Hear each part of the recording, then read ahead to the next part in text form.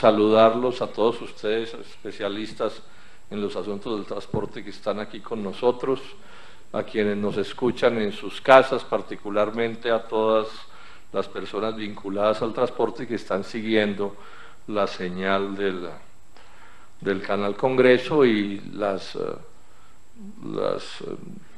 transmisiones que se hacen a través de mis propios medios por la red.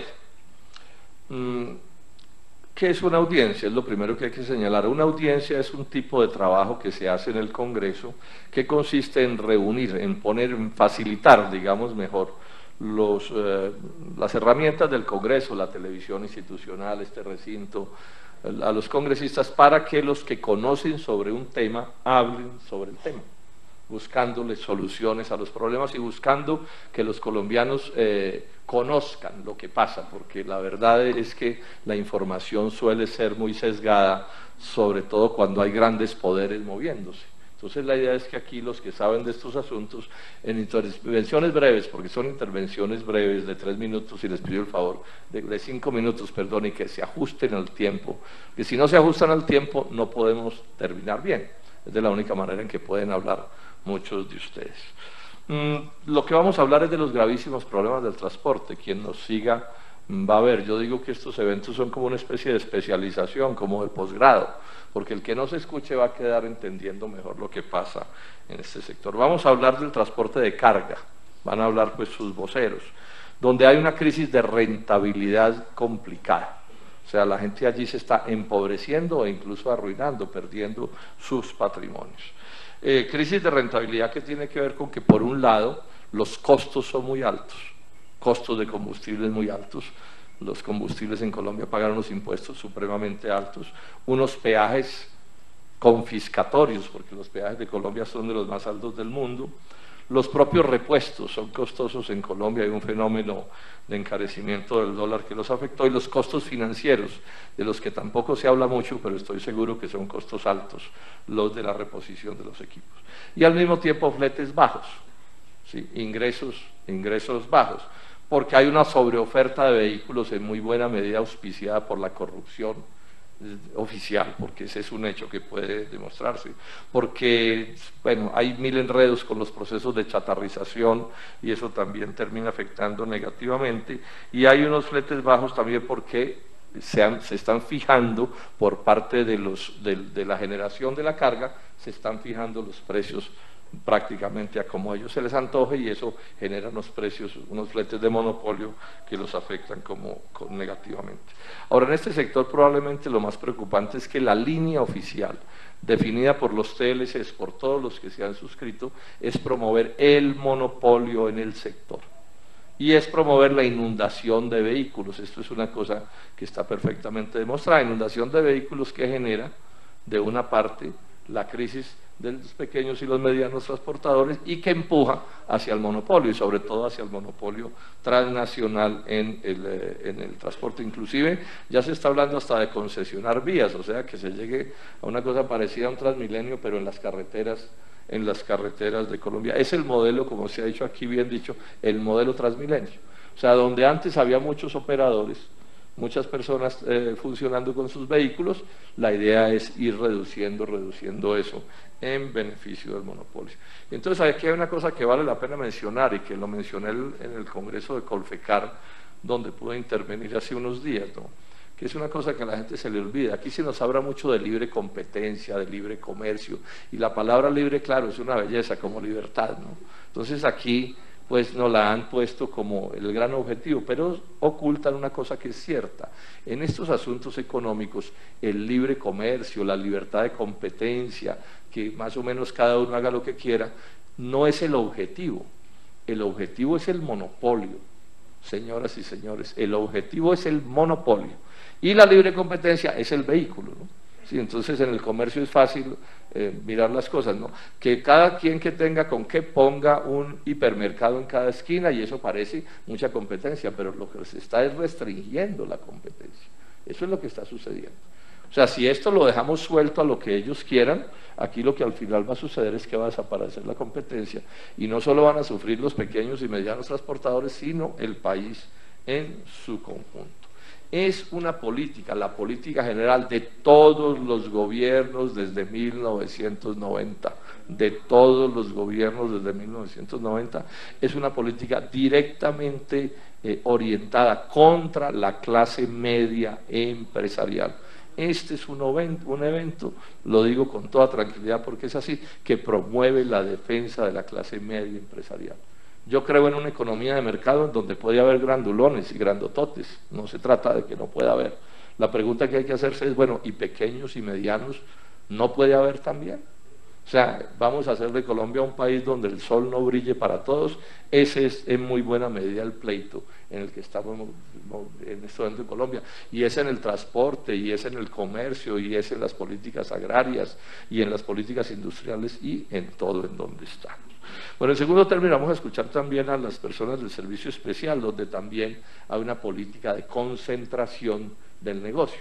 Es muy frecuente que utilicen normas técnicas, o falsos buenos propósitos para promover el monopolio en todas estas cosas. Vamos a hablar también del caso de los taxis, del taxismo, ¿no? Muy afectado por los ataques de Uber y de Cabify y otros tipos de aplicaciones que han aparecido en la vida del país, ¿no? Cuya política es la ilegalidad. O sea, es competir sobre la base de que ellos se ponen por fuera de la ley, de las normas, de las cosas que hay que hacer, y de esa manera compiten en contra del taxismo o de los taxis amarillos. Y es ilegal, eso es piratería, así usen internet y así usen tarjetas de crédito. Las cosas no son legales e ilegales porque usen internet, tarjetas de crédito. Y yo no me opongo a que se usen, pues, digamos, esos medios nuevos de comunicación, ese no es el debate. Ni nos oponemos a que se mejore la calidad del servicio, allí hay que trabajar duro en la mejoría de la calidad del servicio. Lo que estamos discutiendo es cómo se hace. Y tenemos un gobierno alcahueta con esto. O sea, han tenido que reconocer, ese debate se los ganamos, de que es ilegal lo que hacen. La Superintendencia de Transporte los ha tenido que sancionar, dándonos la razón a quienes decimos que están violando la Constitución y la ley en beneficio de una transnacional y contra quienes sí cumplen las normas. Pero el problema es que los gobiernos no hacen nada. O sea, se hacen los locos, como se dice coloquialmente. Ahora, si Uber llega a terminar imponiéndose, pues aquí ¿qué es lo que puede suceder? Que pueden acabar con los taxis amarillos, eso es lo que podría suceder, porque los pondrían en unas condiciones cada vez más precarias. Ahora, y en la medida en que se impongan, pues se van a imponer cosas como estas. El abuso de Uber y de esas otras aplicaciones, por ejemplo, contra los propietarios de los taxis que trabajan con ellos, de los carros que trabajan con ellos, porque son carros particulares, legalmente no son taxis, les cobran el 25% y más de comisión por la carrera. Eso es un abuso. Eso es un abuso, no crean que les están ayudando. A los conductores ni se diga, cero derechos y cero posibilidad de tener una relación ordenada en el sector. Eso lo ocultan, pero son verdades que están allí, que se pueden demostrar. Los pasajeros a la larga terminarán perdiendo, si es que no están perdiendo ya son muchas las denuncias, pero estoy seguro que si ese monopolio se impone va a ser peor, porque es el monopolio que podríamos llamar el monopolio para hacer lo que se le dé la gana. Cualquier cosa que se les ocurra la pueden imponer. Y por supuesto esto se vuelve contra las tarifas que pagan los usuarios y contra la propia calidad del servicio. Repito, la competencia es el vehículo al monopolio y a la transnacional, y el monopolio no es una cosa que uno deba aplaudir. Y al final habrá más caos en las ciudades.